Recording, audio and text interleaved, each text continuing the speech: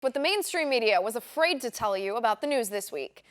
This week, while the mainstream media obsessed over President Trump drawing on a map with a Sharpie, here are the things that happened that really matter. A Bloomberg reporter named Ben Penn published fake news about a Trump administration Department of Labor employee named Leif Olsen, accusing Olsen of anti-Semitic Facebook posts. The article got the Trump administration official fired from the Department of Labor. But when the Bloomberg reporter's lies were exposed, since the Facebook posts by Olsen were sarcastic and mocking anti-Semitism, not in support of it, the Bloomberg reporter just says, well, it's still good because at least the Trump administration is down one advisor now, which will hamper their agenda. Fortunately, the Trump administration re-examined the story, acknowledged the truth, and reinstated the employee, Olsen, at the Department of Labor. But the Bloomberg reporter never corrected his original fake news story.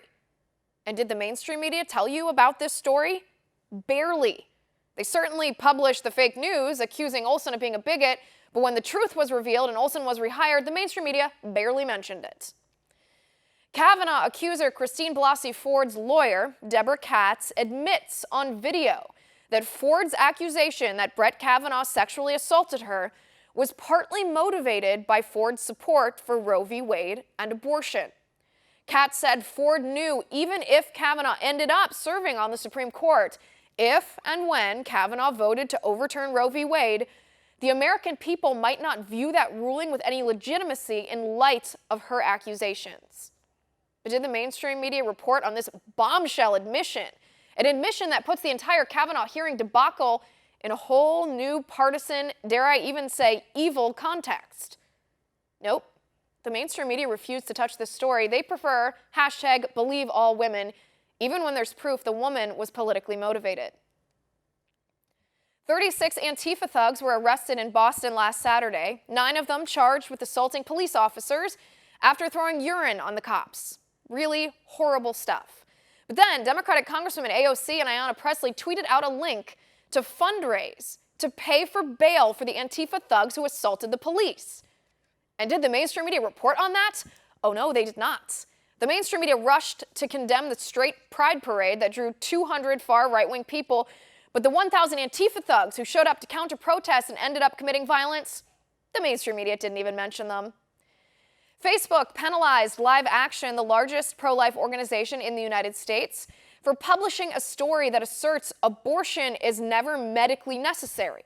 Thousands of OBGYNs agree with that assessment, but Facebook claimed an independent fact-checker deemed the story to be fake news, and therefore, Live Action's Facebook page would be subjected to reduced reach as a penalty, and thousands of their followers received a push notification saying the story was fake news. But what Facebook did not mention was the so-called independent fact-checkers are 2 abortionists who are also abortion activists in politics and have criticized Live Action in the past. And did the mainstream media report on this, since they love to talk about fake news? No, they did not. The mainstream media does not care about discrimination against women as long as the women are conservative. Senator Bernie Sanders wants to force you, the American taxpayer, to pay for abortions of brown babies in foreign countries for population control because climate change. That's right, the socialist senator wants to kill brown babies to justify his own enormous private jet carbon footprint. And he wants our government to force you to pay for it.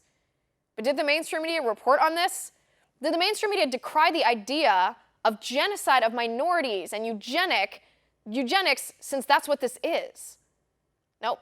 The mainstream media just politely clapped their hands at the virtue-signaling Democrats at the climate change town hall and didn't say a word in defense of minority babies.